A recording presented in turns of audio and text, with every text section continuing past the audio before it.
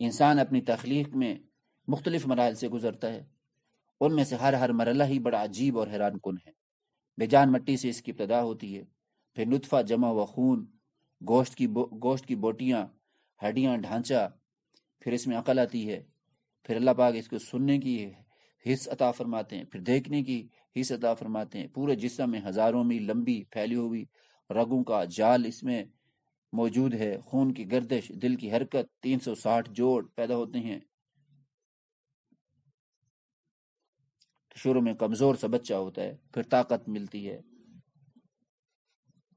پھر اللہ تعالیٰ عقل و فہم اور قوت اور ادراک عطا کر دیتے ہیں۔ بچپن کے بعد جوانی کی حدود میں قدم رکھتا ہے، پھر بڑھاپا آ جاتا ہے اس پر، اور انسان ویسے ہو جاتا ہے جیسے بچپن میں تھا۔ نظر کمزور، عقل میں خلل، اعضاء میں ضعف، حواس میں تعطل، چلنے پھرنے اٹھنے بیٹھنے سے عاجز، یہاں تک کہ موت آ جاتی ہے۔ موت بھی اللہ کے اسی انسان کے تخلیق کے مراحل میں سے ایک مرحلہ ہے۔ موت کے بعد دوبارہ زندگی دی جاتی ہے تاکہ اس کی تخلیق کے بقیہ مراحل کی بھی تکمیل ہو جائے۔ ایک طرف انسانی زندگی کا یہ عجوبہ اور قدرت الہیہ کی زندہ نشانیاں ہیں، تو دوسری طرف آیات الہیہ میں جھگڑا کرنے والوں کا انکار اور اعراض، جو یہ بھول جاتے ہیں کہ ہم مٹی اور نطفے سے بڑھاپے اور موت تک کن مراحل سے گزرتے ہیں، اور کون ہے جو ان سارے مراحل کی نگرانی کرتا ہے۔ اس لیے انسان کی تخلیق کا ذکر کرنے کے بعد ارشاد ہوتا ہے کہ آپ نے ان لوگوں کو نہیں دیکھا جو اللہ کی آیات میں جھگڑا کرتے ہیں، یہ کہاں پھرے جا رہے ہیں۔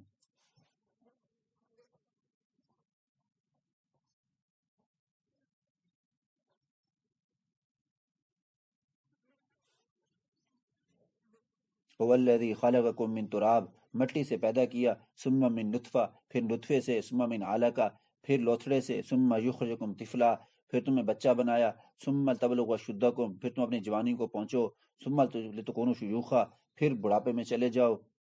یہ سارے مراحل بیان کرنے کے بعد فرمایا الم تر الی الذین یجادلون فی آیات اللہ، کیا آپ دیکھتے نہیں ایسے لوگوں کو جو اللہ کی آیات میں جھگڑا کرتے ہیں، انا یصرفون، چاہیے تو یہ تھا کہ اللہ کی ذات پر ایمان لاتے، اللہ کی نعمتوں کا شکریہ ادا کرتے، اللہ نے جو رحمتیں عطا فرمائی ہیں ان کا احسان، اللہ کا احسان مانتے اور اللہ کی مانتے اور رسول پر ایمان لاتے، لیکن انا یصرفون، یہ اللہ کا اور اس کے رسول کی نافرمانی کر کے بتوں کی مانتے ہیں، اللہ کی غیر کی مانتے ہیں، اللہ کی نہیں مانتے۔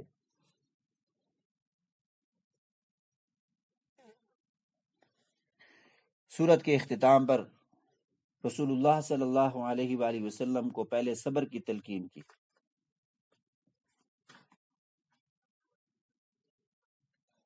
اس کے بعد جھٹلانے والوں کو زمین پر چل پھر کر ہلاک شدہ اقوام کا انجام اور ان کے آثار دیکھنے کی تلقین کی ہے۔ در حقیقت حضور علیہ السلام کے مخاطب اس وقت مکہ کے کفار اور مشرکین تھے، اور مکہ کے کفار اور مشرکین شام جایا کرتے تھے، وہاں سے تجارت کا سامان لے کر آتے تھے، اور ان کی تجارت کی جو لین دین اور سامان خریدنا تھا یہ شام سے لے کر آتے تھے۔ اس وقت شام ان کے لیے بہت بڑا ایک ملک تھا جس میں یہ تجارت کے لیے آنا جانا ان کا ہوتا تھا، اور راستے کے اندر یہ سارے کی ساریاں بستی پڑتی تھیں، قوم عاد، قوم سمود، قوم لوط، قوم صالح وغیرہ۔ تو اللہ ان کے لیے بار بار یہ بتلاتے ہیں کہ تمہارا گزر ان بستیوں سے ہوتا ہے، ان بستیوں کو دیکھو تاکہ تم اس سے نصیحت حاصل کرو۔ ان اقوام کو بھی اپنی ظاہری قوت اور مادی وسائل پر بڑا ناز تھا۔ ان لوگوں نے بھی انبیاء کے معجزات اور صداقت کی واضح نشانیوں کو جھٹلا دیا تھا۔ پھر جب اللہ نے ان پر عذاب نازل کیا، اور پھر ان پر جب عذاب آیا اور انہوں نے اپنے عذاب کو اپنی آنکھوں سے دیکھا، تو پھر توحید کا اقرار اور بت پرستی سے بیزاری کا اظہار کیا۔ ہمیں معاف کر دے اللہ، ہم بت پرستی نہیں کرتے۔ فلما رأوا باسنا قالوا آمنا باللہ وحدہ، جب دیکھا انہوں نے ہمارے عذاب کو تو کہنے لگے ہم اللہ اکیلے پر ایمان لے کر آئے۔ وکفرنا بما كنا به مشرکین، اور ہم ان تمام چیزوں کا انکار کرتے ہیں جن کے ساتھ ہم شرک کیا کرتے تھے۔ لیکن اب پچھتاوے کیا جب چڑیاں چگ گئی کھیت۔ ان اللہ یقبل توبۃ العبد ما لم یغرغر، اللہ کی ذات توبہ قبول کرتی رہتی ہے جب تک غرغرے کی کیفیت نہ ہو۔ جب سکرات شروع ہو جائیں اور انسان کو اپنے گناہ سامنے آنا شروع ہو جائیں، نیک اعمال بھی اور گناہ برے اعمال بھی، اس وقت میں توبہ کا دروازہ بند ہو جاتا ہے۔ جب عذاب سر پر آ گیا، اب توبہ قبول نہیں ہے۔ اب یہ ان کا اقرار اور اظہار ان کے کسی کام کا نہیں ہے، اس لیے کہ اللہ کا دستور متکبروں اور سرکشوں کے بارے میں یہ ہے کہ عذاب کا مشاہدہ کر لینے کے بعد ان کا ایمان قبول نہیں کیا جاتا۔ فلم یکن ینفعہم ایمانہم، ان کے ایمان نے انہیں نفع نہیں دیا، لما رأوا باسنا، جب انہوں نے ہمارے عذاب کو دیکھا، سنت اللہ التی قد خلت من عبادہ، اللہ کا یہ دستور اور طریقہ بندوں میں گزر چکا ہے، وخسر ہنالک الکافرون، اور گھاٹے میں رہے وہ کافر لوگ۔ اور اسی پر صورت مومن اور غافر جسے کہا جاتا ہے اس کا اختتام ہوا۔ اللہ رب العزت ہمارا خاتمہ بالخیر، خاتمہ بالایمان فرمائے، اور ہمیں ایسے تمام مصائب اور مشکلات سے محفوظ فرمائے جن کا ذکر قرآن و حدیث میں آتا ہے۔ آگے سورۃ فصلت ہے، جس کو حامیم سجدہ کہا جاتا ہے۔ حامیم تنزیل من الرحمن الرحیم، یہ بھی مکی صورت ہے، اس میں 54 آیات اور 6 رکوع ہیں۔ اس صورت میں چونکہ سجدہ تلاوت آیا ہے، اس لیے اسے حامیم سجدہ بھی کہا جاتا ہے۔ اس صورت کا آغاز بھی حروف مقطعات میں سے حامیم کے ساتھ ہوا ہے، اور ایسی صورتوں کی تعداد کل 7 ہے۔ انہیں اصطلاح میں حوامیم سبع اور آل حامیم بھی کہا جاتا ہے۔ یہ صورتیں جس ترتیب سے مصحف میں موجود ہیں، یعنی وہ صورتیں کہ جن کے شروع میں حامیم جیسے الفاظ ہیں، اسی ترتیب سے یہ نازل ہوئی تھی، جس ترتیب سے یہ قرآن مجید میں موجود ہیں، اسی ترتیب سے یہ نازل ہوئی تھی۔ ترجمان القرآن سیدنا عبداللہ ابن عباس رضی اللہ تعالیٰ عنہ کا قول ہے کہ ہر چیز کا مغز ہوتا ہے، قرآن کا مغز آل حامیم، حوامیم سبع ہے۔ وہ کون کون سی ہیں؟ سورۃ مومن، حامیم سجدہ، سورۃ شورى، سورۃ زخرف، یہ آگے ہم پڑھیں گے۔ مومن پڑھ لی ہم نے، یہ دوسری صورت ہے، اور اس سے آگے جو ہے پھر وہ سورۃ شورى ہے، حامیم عین سین قاف، پھر سورۃ زخرف ہے، پھر سورۃ دخان ہے، پھر سورۃ جاسیہ ہے، پھر سورۃ احقاف ہے۔ کل کے سبق میں انشاءاللہ، اور پرسوں کے سبق میں آئیں گے۔ یہ صورت بھی اپنا آغاز قرآن عظیم کے ذکر سے کرتی ہے، اور یہ بتاتی ہے کہ یہ کتاب اس ہستی کی طرف سے نازل ہوئی ہے جو بے حد مہربان اور انتہائی رحم کرنے والا ہے۔ اس صورت کے احکام اور معانی، مضامین اور مقاصد، قصص اور مواعظ، احکام اور امثال، وعدے اور وعیدیں سب بالکل واضح ہیں، ان میں ذرہ برابر بھی کوئی ابہام اور کوئی اخفا نہیں۔ لیکن اس ساری وضاحت اور بیان کے باوجود بہت سارے لوگ اس سے اعراض کرتے ہیں اور منہ موڑ لیتے ہیں، اور وہ بدبخت اپنے آپ کو خود ہی اندھوں اور بہروں کے ساتھ تشبیہ دیتے ہیں۔ وہ کہتے ہیں کہ ہمارے دلوں پر پردے پڑے ہوئے ہیں۔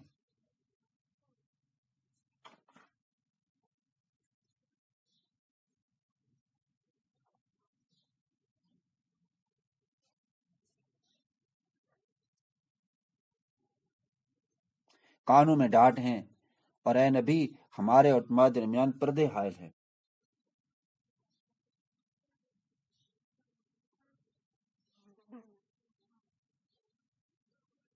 گویا وہ اپنے آپ کو خود ہی بدبختوں کی صف میں شمار کروانا چاہتے ہیں۔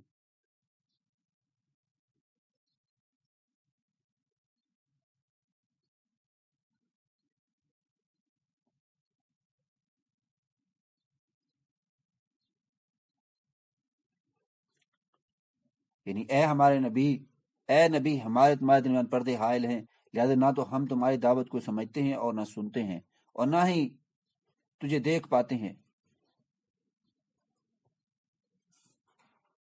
وقالوا قلوبنا فی اکنۃ مما تدعونا الیہ وفی آذاننا وقر ومن بیننا وبینک حجاب، ہمارے کانوں میں ڈانٹ ہے، ہمارے درمیان پردے ہیں، فعمل اننا عاملون، تو اپنی جگہ پر عمل کر، ہم اپنی جگہ پر عمل کرتے ہیں۔ مشرکین کے اس یہوہ گوئی کے جواب میں اللہ نے اپنے نبی کو حکم دیا کہ آپ اپنی شخصیت کا تعارف اور اپنی بعثت کا مقصد بتا دیجئے کہ تمہیں کیوں بھیجا گیا۔ آپ فرما دیجئے مجھے فرشتہ یا کوئی دوسری مخلوق ہونے کا دعویٰ نہیں، میں بشری تقاضا اور ضروریات رکھنے والا تمہارے جیسا انسان ہوں۔ قل انما انا بشر مثلکم یوحی الی انما الہکم الہ واحد فاستقیموا الیہ واستغفروا وویل للمشرکین۔ اللہ نے مجھے وحی اور رسالت کے ساتھ امتیاز بخشا ہے۔ اب یہاں پر رسول اللہ صلی اللہ علیہ وسلم بذات خود فرما رہے انما انا بشر، میں بشر ہوں۔ ہمارے کچھ بھائی کہتے ہیں کہ رسول نور ہے، یاد رکھیے نور اور بشر میں فرق ہے۔ بشر ہم جیسا انسان، ہمارے جیسے ضروریات رکھنے والا، آپ صلی اللہ علیہ وسلم نے شادی بھی کی ہے، آپ صلی اللہ علیہ وسلم کے بچے بھی تھے، آپ صلی اللہ علیہ وسلم تقاضے کے لیے بھی جاتے تھے، آپ صلی اللہ علیہ وسلم کھاتے بھی تھے پیتے بھی تھے، تو انسانوں جیسے تھے، لیکن انسانوں جیسے تھے، یعنی انسانوں جیسی ضروریات رکھتے تھے، لیکن عام انسان تھوڑی تھے، وہ تو اللہ کے نبی تھے، اللہ کے محبوب تھے۔ اب ہمارے بھائی یہ کہتے ہیں کہ نہیں، رسول جو ہے وہ نور ہے، بشر نہیں ہے۔ بھائی اگر نور ہے تو نور تو فرشتے ہیں جن کے اندر شادی کرنے کی صلاحیت ہی نہیں ہے، تو پھر آپ سب کا انکار کرو گے، جبکہ رسول خود فرما رہا ہے قل انما، کہہ دیجئے انما انا بشر مثلکم، میں بشر ہوں تم جیسا، یوحا الیہ، فرق اتنا ہے کہ میں طرف وحی کی جاتی ہے۔ جس طرح پتھر جو ہے وہ پتھر ہوتا ہے، فرق یہ ہے کہ یاقوت کا بھی پتھر ہے اور باتھروم میں لگا بھی پتھر ہے، دونوں پتھر ہیں، دونوں کی حیثیت میں زمین آسمان کا فرق ہے۔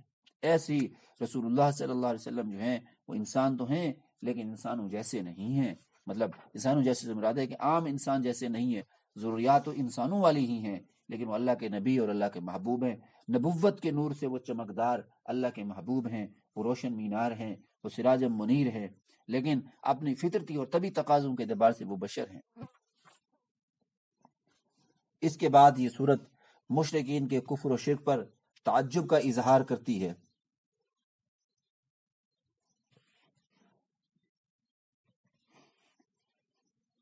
جو اللہ کی عظمت و جلال کے آثار کا مشاہدہ کرنے کے باوجود ان کا انکار کرتے ہیں، ان آثار و براہین کی نشاندہی کرنے کے ساتھ ساتھ عاد و سمود کی تکذیب و انکار اور ان کا انجام ذکر کیا گیا کہ قوم عاد اور قوم سمود نے کس طرح اللہ کے نبیوں کے انبیاء کی مخالفت کی اور اللہ نے ان کو عذاب دیا۔ قوم عاد کو حیرت انگیز جسمانی قوت عطا کی گئی تھی، اور ان کا یہ طاقت کا یہ عالم تھا کہ ان کا ایک شخص پہاڑ سے چٹان توڑ کر الگ کر دیتا تھا۔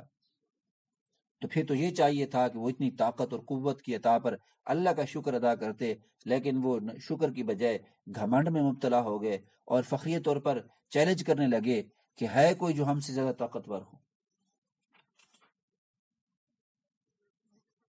وقالوا من اشد منا قوة، کون ہے جو ہم سے زیادہ طاقتور ہو؟ اولم يروا ان اللہ الذي خلقهم اشد منهم قوة، کہ اللہ کی ذات طاقتور نہیں ہے جس نے انہیں بھی پیدا کیا اور ان جیسے دوسرے لوگوں کو بھی پیدا کیا؟ ان کی حماقت اور نادانی پر تعجب کا اظہار کرتے ہوئے انہیں جواب دیا گیا، کیا تم اس ذات کی طاقت اور قوت سے غافل ہو گئے جس نے تمہیں پیدا کیا؟ کیا تم اس حقیقت کو بھول گئے ہو کہ تمہاری طاقت اللہ رب العزت کی عظمت و کبریائی اور قوت جلال کے سامنے کچھ بھی حقیقت نہیں رکھتی؟ وہ حکم الحاکمین ہے، وہ خالق اور ملک ہے، وہ خالق المخلوق ہے۔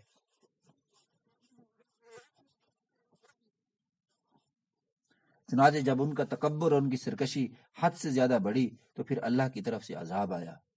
کیا عذاب آیا ان پر؟ فارسلنا علیہم ریحا صرصرا، ان پر تیز اور ٹھنڈی ہوا کا عذاب مسلط کر دیا گیا۔ مسلسل 7 دن تک ہوا چلی اور ہوا نے انہیں اٹھا کر یوں پٹخا گویا وہ بے حیثیت کیڑے مکوڑے اور خس و خاشاک ہوں۔ قوم سمود نے بھی ایمان پر کفر کو اور ہدایت پر ضلالت کو اور بصارت پر اندھے پن کو ترجیح دی تھی، اور جب وہ اپنی عیاشوں میں مست تھے، ایک چنگھاڑ آئی، آواز آئی جس سے کانوں کے پردے پھٹ گئے، اور زلزلہ آیا جس سے سب کچھ زیر جو ہے وہ ریزہ ریزہ ہو گیا۔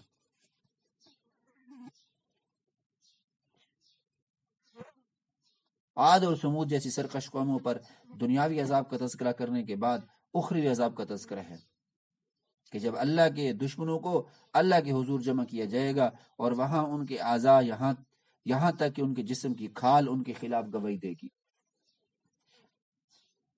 وقالوا لجلودهم لما شهدتم علينا قالوا انطقنا الله الذي انطق كل شيء، یہ اپنے اعضاء اور اپنی کھال سے کہیں گے آج تم ہمارے خلاف کیوں گواہی دے رہے ہو؟ تو وہ کھال کہے گی، انسان کا چمڑا خود گواہی دے گا، انطقنا الله الذي انطق كل شيء، ہمیں تو اللہ نے بلوایا ہے۔ هو خلقکم اول مرہ والیہ ترجعون، وہ اللہ کی ذات ہی تمہاری خالق ہے جس نے تمہیں پہلی مرتبہ پیدا کیا اور اسی کی طرف تم لوٹائے جاؤ گے۔ اور فرمایا کہ فَإِن يَصْبِرُوا فَالنَّارُ مَثْوًى لَّهُمْ وَإِن يَسْتَعْتِبُوا فَمَا هُمْ مِنَ الْمُعْتَبِينَ، قیامت کے دن آگ میں اگر یہ آگ پر صبر کریں گے، آگ میں ان کو ڈالا جائے گا، اور آگ پر صبر کریں گے تو فَالنَّارُ مَثْوًى لَّهُمْ، آگ ان کا ٹھکانہ ہے، اور اگر توبہ کریں گے تو فَمَا هُمْ مِنَ الْمُعْتَبِينَ، قیامت کے دن توبہ قبول نہیں کی جائے گی۔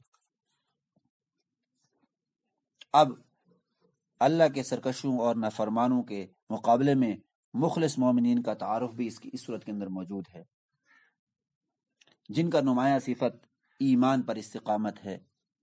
جب انہوں نے ایک بار اللہ کو اپنا رب کہہ دیا تو اب وہ ساری زندگی بھر اپنے اس قول اور قرار پر جم گئے، اور وہ یہ کہتے ہیں کہ جب ہم اللہ کے بندے ہیں، اللہ کے غلام ہیں، اللہ ہمارا مالک ہے، رسول کے امتی ہیں، رسول اللہ صلی اللہ علیہ وسلم پر کلمہ پڑھ لیا، اب پوری زندگی ہمارا اوڑھنا بچھوڑنا اللہ اور اس کے رسول کے احکامات کے مطابق ہوگا۔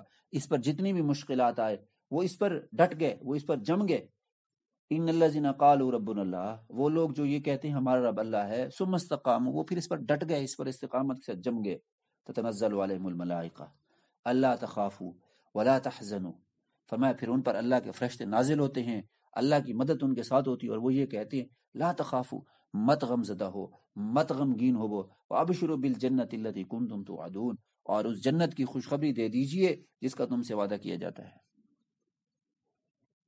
اصحاب استقامت کو جنت میں ٹھکانہ دے کر کہا جائے گا تم یہاں منچاہی زندگی گزارو، یہ بدلہ ہے اس کا تم دنیا میں خدا چاہی زندگی گزار چکے ہو۔ اس لیے کہتے ہیں کہ دنیا کے اندر رب کے رضا کی زندگی گزار لو، آخرت میں اپنی مرضی کی زندگی تمہیں ملے گی۔ اصحاب استقامت میں سے اللہ کے نزدیک سب سے معزز اور قابل تحسین وہ لوگ ہیں جو اخلاص اور حکمت کے ساتھ اللہ کی طرف دعوت دیتے ہیں اور اس راہ کی مشکلات کو رضائے الہی کے حصول کے لیے برداشت کرتے ہیں۔ وَمَنْ أَحْسَنُ قَوْلًا مِّمَّنْ دَعَا إِلَى اللَّهِ وَعَمِلَ صَالِحًا وَقَالَ إِنَّنِي مِنَ الْمُسْلِمِينَ، احسان بھی نہیں جتلاتے، اللہ کی توحید کی طرف دعوت دیتے ہیں لیکن احسان بھی نہیں جتلاتے۔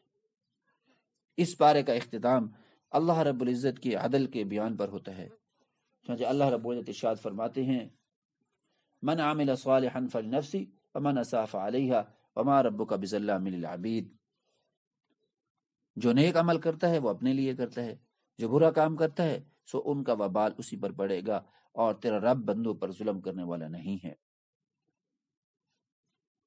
کیا سبق ملتا ہے اس پورے سبق، اس پورے خلاصے سے، اس پورے 24ویں پارے کے اختتام سے، پورے پڑھنے سے؟ یہی ملتا ہے کہ اللہ تعالیٰ نے جا بجا ایمان والوں کا تذکرہ بھی کیا، اللہ نے نافرمانوں کا تذکرہ بھی کیا۔ ایمان والوں سے رغبت ہوتی ہے، ترغیب ہوتی ہے، شوق پیدا ہوتا ہے اللہ کی طرف نیک اعمال کرنے کا، رسول اللہ صلی اللہ علیہ وسلم کی سنتوں پر عمل کرنے کا شوق پیدا ہوتا ہے، اور نافرمانوں کے واقعات کو سن کر انسان کے دل میں خوف پیدا ہوتا ہے اللہ کے عذابات کا، اللہ کی طرف سے سزاؤں کا خوف ہوتا ہے کہ اللہ تعالیٰ ہمیں ان سزاؤں سے اور ان عذابات سے محفوظ رکھے، اور نبی کریم صلی اللہ علیہ وسلم کی سنت پر چلنے کی توفیق عطا فرمائے۔ آئیے عہد کرتے ہیں اللہ سے، مبارک لمحات شروع ہے، رمضان کے مقدس مہینہ شروع ہے، اور اللہ کی طرف سے رحمتیں جاری اور ساری ہیں، برسات کا، نیکیوں کی برسات کا مہینہ ہے، جشن اور میلہ لگا ہوا ہے۔ اس نیکیوں کے جشن اور میلے میں اللہ سے توبہ کریں، اللہ سے استغفار کریں، بخشش طلب کریں، گناہوں کی معافی مانگیں۔ اللہ رب العزت ہماری زندگی کو نیک اعمال کرنے والی نیک اعمال کے ساتھ منور کر دے، اور ہمارے دلوں کو نبی کریم صلی اللہ علیہ وسلم کی سنت کے ساتھ زندہ کر دے، اور ہمیں تمام وہ کام کرنے کی توفیق عطا فرمائے جس میں آپ صلی اللہ علیہ وسلم کی سنت ہو اور اللہ کی رضا ہو۔ وآخر دعوانا ان الحمد للہ رب العالمین۔